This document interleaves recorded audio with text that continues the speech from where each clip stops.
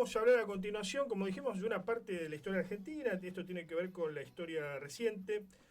1974, en pleno gobierno constitucional, en plena vigencia de las garantías constitucionales, el ERP 22 de agosto, una escisión del Ejército Revolucionario del Pueblo, que era básicamente una guerrilla marxista, asesina a Carlos Sacheri, filósofo católico él, bueno, una de las figuras intelectuales más importantes de aquella época, en represalia, presumiblemente, esto es lo que se cree, por los hechos de Trelew, que habían sucedido años antes, lo que se conoció como la masacre de Trelew. Hoy estamos acá con José Sacheri, que es hijo de Carlos, y bueno, ha venido aquí a la ciudad de Rosario a participar de algunas actividades y tenemos el gusto de que esté aquí acompañándonos para hablar sobre esto, pero para hablar también un poco sobre cómo está el país hoy en relación a la fe, ¿no? En este momento en que vivimos. ¿Cómo estás, Carlos? Un gusto. José, perdón. José. Muchas gracias, Antonio. José. Gracias por la invitación. Bien, dentro de todo, aunque el país está difícil, pero bueno, eso es otra cuestión. Hoy también, además de ser el Día de la Radio, se cumplen 52 años del asesinato de José Alonso, que era secretario, 54, me estoy confundiendo. José Alonso era secretario general de la CGT y lo matan en el año 70, el 27 de agosto del 70. Era un hombre peronista, exacto, un hombre auténtico, leal a Perón. Es el segundo secretario de la CGT que se mata en esa época. El primero había sido Bandor, que algunos cuestionaban de ser un poco portador de una línea de un peronismo sin Perón. Es cierto, por lo menos hay indicios. Pero en la muerte de Alonso nadie invoca ninguna de estas cuestiones y después va a matar, ya estamos hablando de Montoneros, en el 73 a José Ignacio Rucci, claro. Que acá en Rosario es un hombre muy conocido por lo menos y es sí, invocado. Sí. Era, sí, si bien su actividad gremial principal antes de ir a Capital fue en San Nicolás, José Ignacio Rucci fue además un hombre íntegro hasta la médula. Sí, sí, formaba parte del famoso pacto social que había propuesto Perón en su venida, con Rucci por los trabajadores y José Barrichello por los empresarios. Ahora eran años muy turbulentos donde todo se solucionaba por medio de la violencia, ¿no? No solamente la izquierda, que ya tenía una postura beligerante de por sí, y es interesante justamente estar repasando antes de venir las diferentes posturas, ¿no? El ERP 22 de agosto, por ejemplo, hace una tregua con el gobierno de Cámpora. Exacto. Algo que el ERP nunca lo va a generar. ¿Por qué? Porque pensaba que era un gobierno burgués directamente. Por otra parte estaba Montoneros, que quería disputar el poder dentro del peronismo a las armas. Estaba esta idea del poder mana de la boca del fusil. Pero también había organizaciones de derecha o ultraderecha, como Tacuara, o algunos que quedaban de Tacuara, sí, como el Tacuara. Comando Libertadores de América, que, bueno, en algunos casos con presencia de la policía o presencia de sectores sindicales inclusive, pero que también solucionaban las cosas. O sea, todos de alguna forma participaban de esa época violenta. Sí, pero habría que distinguir, porque Tacuara termina su vida en el año 65-66.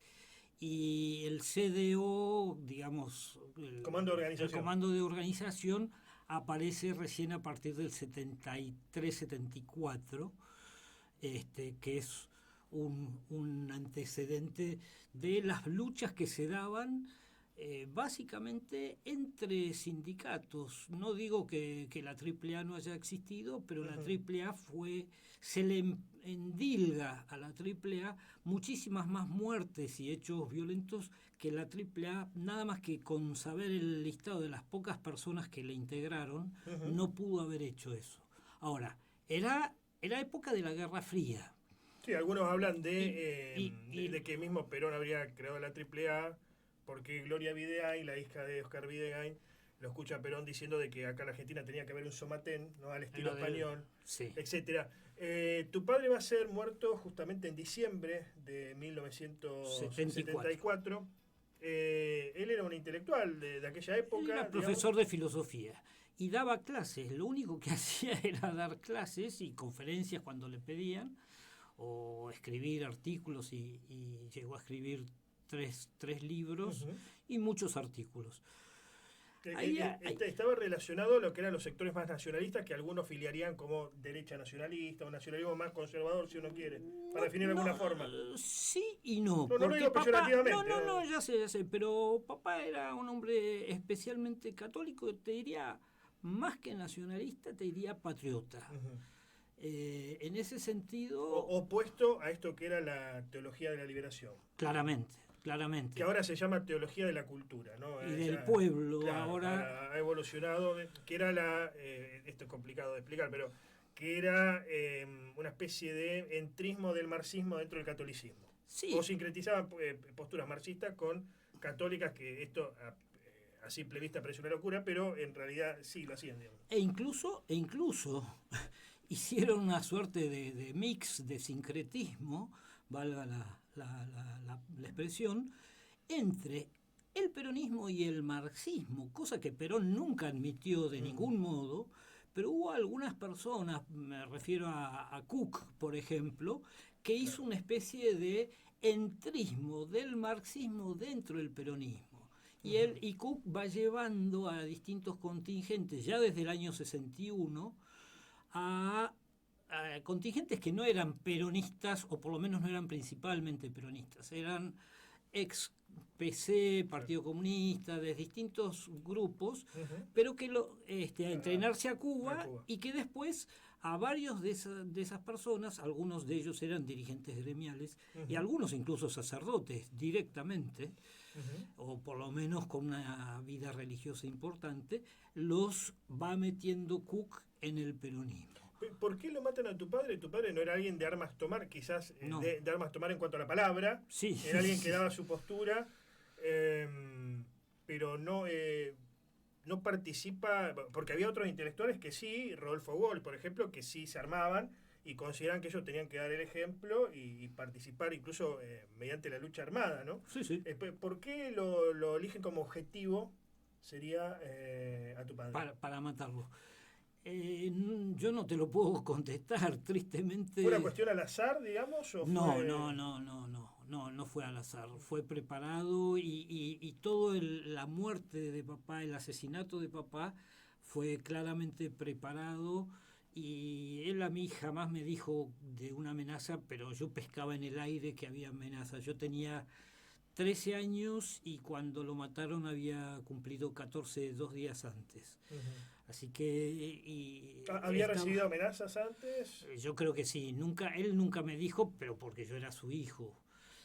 Digo, Este, esto era muy habitual, ¿no? era Era muy habitual, era habitual. muy frecuente en esa Inclusive los época. legisladores tenían derecho a portar un arma. Esto me lo han dicho gente de esa época, concejales. Todos tenían derecho a portar un arma porque uno se iba y no sabía si volvía directamente, ¿no? Y además podías morir por un hecho completamente fortuito, fuese una bomba, una bala perdida, un hecho en el cual nunca se supiera cuál había sido la causa principal.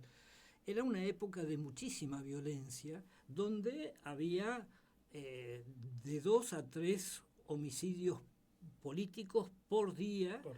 Por día. Vos pensás que entre el 73 y el 76, es decir, del gobierno de Cámpora al del proceso, Ujú. hay 900 y pico de muertes de la izquierda. Y por eso es que yo digo que la AAA no pudo haber sido nunca la autora de 900... ¿Quién empieza arrebato de violencia? ¿Empieza la izquierda o los sectores más de derecha? No, Para vos. es muy claro que empieza a la izquierda. La izquierda izquierda. empieza por de pronto ya en el año 59 y 60. Decimos que desde nuestro punto de vista están mal todas las muertes. Sí, Digamos, claro, no no se es que alguna justifica. vale más, otra menos. No ¿no? solamente no se justifica una muerte, sino que tampoco se justifica un hecho de violencia discretamente grave. Ujú. Es decir, una trompada a los varones la entendemos un poco más, pero tampoco está bien. Ujú. Es decir, en principio, salvo que sea en el orden de la defensa de Por- algo. ¿Por qué pensás que comienza la izquierda con esto? ¿Porque la revolución estaba a la vuelta de la esquina, como decían muchos, después de lo del Mayo francés, después de lo de la revolución cubana del 59? Antes, exacto, de la revolución, la exportación de la revolución cubana del 59. Claro. Vos fíjate que en el 63 y 64, en pleno gobierno de Ilía, Massetti, que se llamaba comandante segundo y era el segundo del Che Guevara, organiza en Salta una guerrilla en la que los propios guerrilleros matan a dos muchachos judíos, el EGP, exactamente. El ejército guerrillero del pueblo. Sí. Pupi Rothblatt, Pupi era sobrenombre, se llamaba Carlos Rothblatt, y Nardo Grosswald, con W, Bernardo Grosswald, que son sometidos por ellos porque se atrasaban en las marchas, a uno se le perdió la caramañola en el medio del monte salteño y realmente varios murieron de hambre. Sí, te hacían juicio revolucionario y te mataban, en algunos casos ni juicio, ¿no? Pero, no, por lo que yo sé y pude estudiar de esa experiencia, sí había un juicio revolucionario, pero el que ejecutaba las muertes, además de un pelotón de fusilamiento, era un capitán cubano, Hermes Peña, que había sido jefe de la custodia del Che Guevara. Claro. Sí. Y eso es en el 63 y 64. Después está la voladura del edificio de la calle Posadas, donde mueren como 15 personas y vuela un edificio entero porque estaban preparando explosivos. Y después hay distintos hechos que ellos le llamaban de expropiación, que eran lisa y llanamente asaltos a bancos, a empresas. ¿Qué es lo que proponía tu padre en cuanto al pensamiento nacional, católico, sintetizado, ¿no? Porque es vasta la obra, pero sí. ¿Qué era lo que proponía él? Para aquellos que no lo conocen, digamos, papá por de pronto, a Carlos Sacheri. Sí, papá por de pronto alertaba sobre el peligro de la guerrilla infiltrada en las universidades y en la iglesia, porque había, no sé si muchísimos, pero varios sacerdotes que llevaban a muchachos de la Acción Católica, de distintos movimientos cristianos o católicos, a la guerrilla, a tomar las armas. Y les planteaban este tema de que está muy bien graficada. El estilo de Camilo, te interrumpo, el estilo de Camilo Torres, ¿no? La Biblia de fusil, básicamente. Exactamente. Y entonces que había muchos católicos, hace poco murió Perdía, y Perdía era un dirigente cristiano, joven en aquella época, pero ya era abogado. Firmenich también. Y Firmenich también, en menor medida, pero también. Fernando Abalmedina. Varios de ellos venían de Tacuara, incluso de sectores nacionalistas. Sí, algunos también venían de Tacuara, pero muchos venían, es decir, a muchos de ellos también los convocó una situación de, por decirlo de algún modo, de adrenalina, del riesgo, de la muerte. Pensar que la muerte de Aramburu en el 70 está comandada por personas que ninguna de ellas tenía 25 años. Y matan secuestran primero y matan a un expresidente de la República, al margen de lo que cada uno opine de Aramburu. ¿Qué visión tenía sobre el peronismo tu padre? Papá tenía una visión muy amplia sobre el peronismo. No era antiperonista. No, de ningún modo. Porque rescataba un montón de cosas que el peronismo tenía y tiene, lo que pasa es que para mí se van dejando al costado, de buenas, del rescate de lo que es la doctrina social de la Iglesia. La doctrina del justicialismo, por lo menos en la teoría, después en la práctica puede modificarse según quien la interprete, es la doctrina social de la Iglesia. Y papá escribió un buen libro que se llama Familia Cristiana, básicamente. El orden natural, sobre doctrina social de la Iglesia. Sí, claro. Dios, patria y familia, pero que dicho de otro modo... Ahora está volviendo la consigna, ¿no? Dicho de otro modo, también lo decía. Y está volviendo los jóvenes, esto es algo muy loco, ¿no? Y no lo dicen solamente lo de Milei, sino también lo de Guillermo Moreno, pero es para otro análisis. Es un poco largo. Pero es inevitable la comparación con el hoy, José.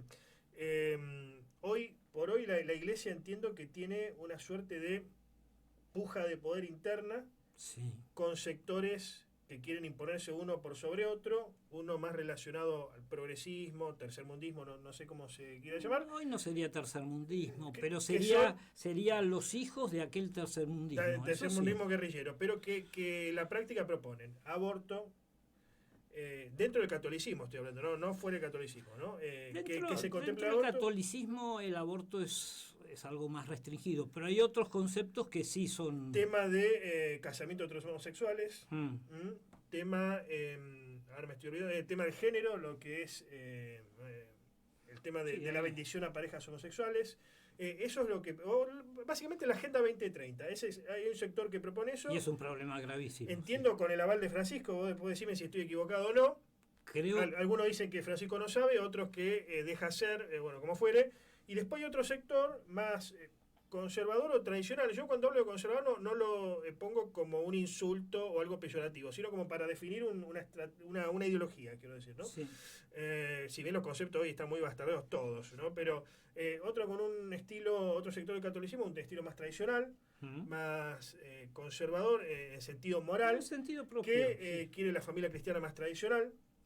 Se opone a todo esto de la Agenda 2030 y quiere incluso una liturgia más tradicional, como por ejemplo volver a dar la misa en latín. Sí. Entre otras que tiene bastante éxito en Europa y en América. Algunos dicen que detrás de esos sectores están el Yunque, están Opus Dei, hay varias investigaciones al respecto. ¿Vos qué pensás en esto? Porque que se ve hasta en la práctica, ¿no? Sí. Lo que está pasando hoy.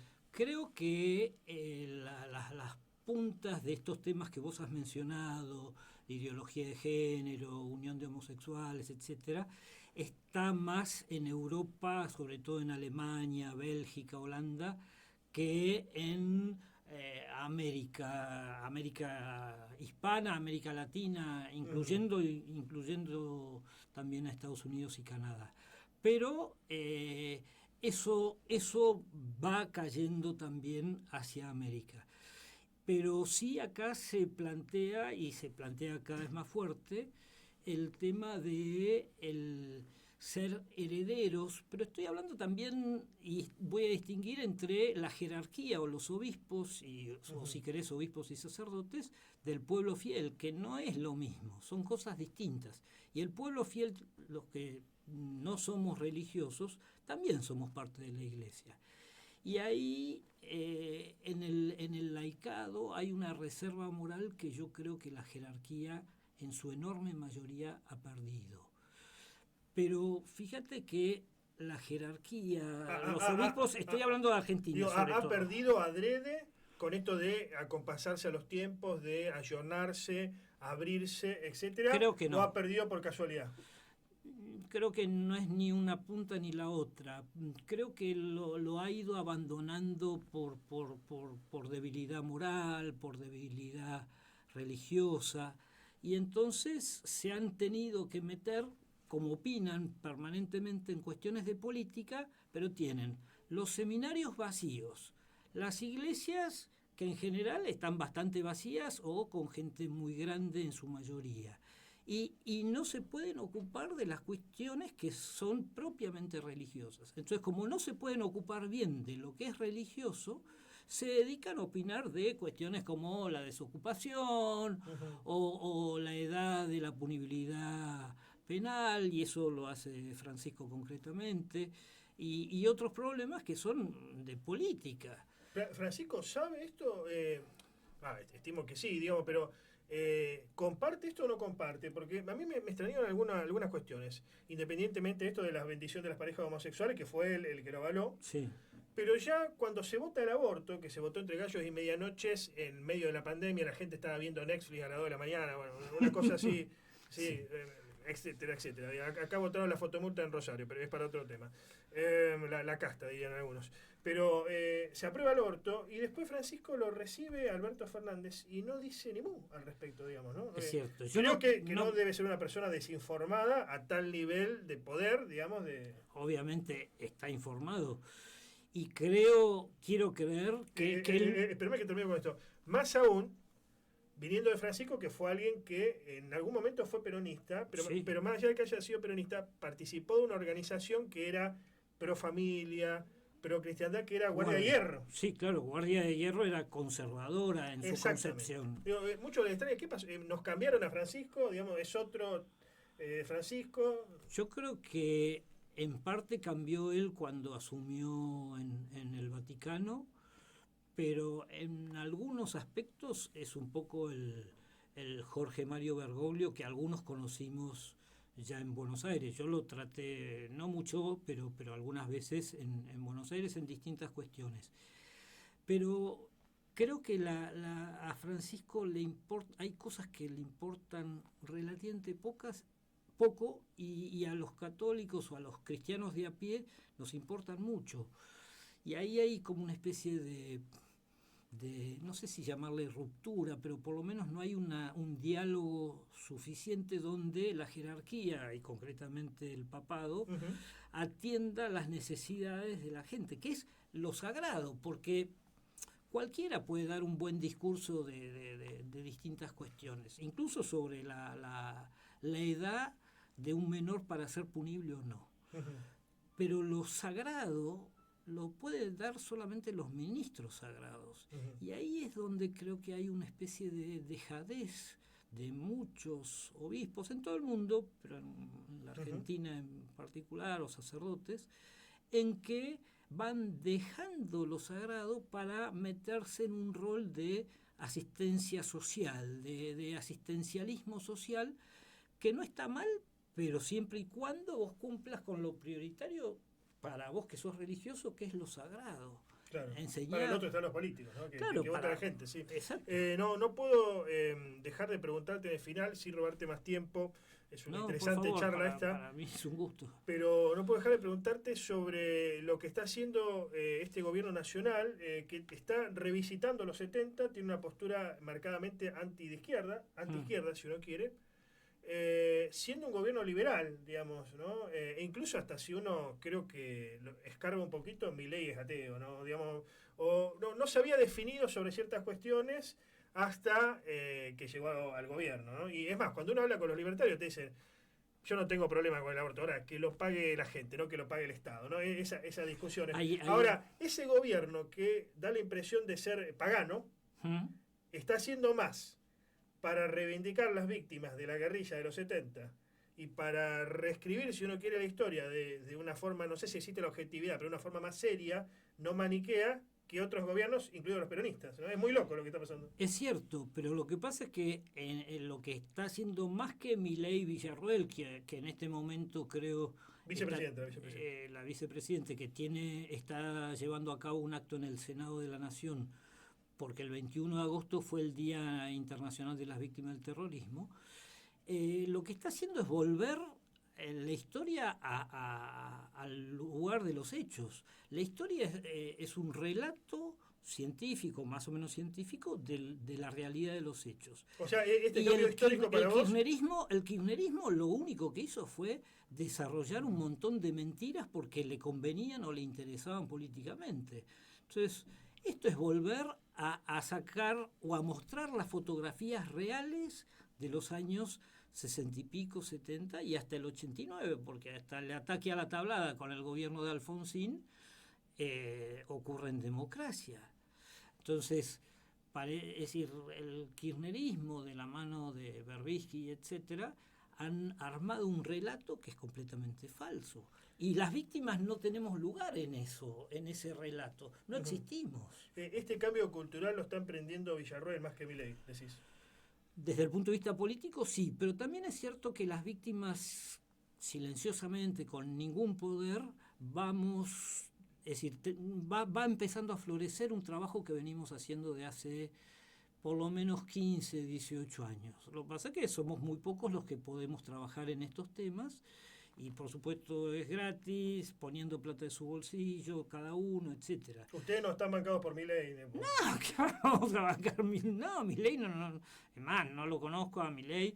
Sí, a Villarroel la conozco hace muchos años, pero la vi una sola vez, menos de 20 segundos, porque nos encontramos nada más, pero tampoco ella desde su lugar ayuda, me parece que en este punto ayuda, pero tampoco desarrolla una campaña orgánica para reivindicar la inocencia. A papá lo mataron en el 74, en gobierno de Isabel Perón, era profesor de filosofía, nosotros éramos 7 hermanos, mamá quedó viuda con 38 Sí, años. como lo de la Raúl, ¿no? Un crimen Sí. en democracia. ¿Debería ir más a fondo Villarroel en esas cuestiones? Sí, Ujú. sí, estoy totalmente de acuerdo con lo que me preguntas. Sí, porque si bien su rol es especialmente respecto del Senado y en materia de Ujú. legislación, en lo personal siempre lo fue y creo que debiera retomar con más ahínco todavía, si se puede, las banderas que siempre hemos tomado los que hemos perdido a nuestros padres y hemos sufrido cachetazos más fuertes que otros en la vida. Para finalizar, ¿es posible en algún momento reescribir una historia que contemple la realidad de los que murieron de un lado y los que murieron de otro? Por Como supuesto. pasó, por ejemplo, en España, que tuvieron la Guerra Civil Española, pero se pudo llegar a un pacto a la Moncloa, se unió la derecha con Frei Iribarne, los Y comunistas, Antonio, con Carrillo. no solamente el pacto de la Moncloa. Digo, En porque España, eso fracasó, en Argentina siempre fracasó. Sí. sí, de acuerdo, pero en España, desde el año 2010, 2011, ha habido un acercamiento de algunos etarras arrepentidos realmente de corazón, porque eso no les valió ningún tipo de beneficio en materia de cumplimiento de penas, Ujú. etcétera, con víctimas. Bien, Hay casos donde etarras que han matado a un señor han ido a visitar a la viuda de ese señor bien. muerto. Y el tema del perdón es imprescindible que lo encaremos. Y en eso la jerarquía de la Iglesia debiera encarar antes que el tema de la reconciliación, porque la reconciliación implica la voluntad por lo menos de dos personas. Ujú, El perdón puede ser unilateral. ujú, Entonces, encarar un poco más el tema del perdón, más a fondo digo, ujú. y encarar un trabajo serio. Bien. Bueno, va a estar José Sacheri este miércoles 28, sí, qué mal que estoy con la vista, ¿no? 28 de agosto a las 19 horas en Pellegrini 245, frente al Politécnico. Va a estar participando en una actividad, van a inaugurar allí un centro cultural y va a contar, bueno, su historia y la historia de su padre, a 50 años del atentado a su padre. Muchas gracias por haber Muchísimas venido. gracias, Antonio, gracias por tu generosidad y bueno, quedamos dispuestos para la próxima. Muchas gracias. Gracias a vos. Bueno, interesantísimo este testimonio. No lo van a escuchar en otros medios, no porque no lo puedan hacer, ¿no? Sino porque no lo quieren. Y bueno, y hace falta eso, ¿no? Hablar de lo políticamente no correcto, digamos, u otra visión, porque si no, no es periodismo. Como decía el mismo Berbisky, periodismo es decir lo que otros no dicen. Para lo demás, está la oficina de prensa.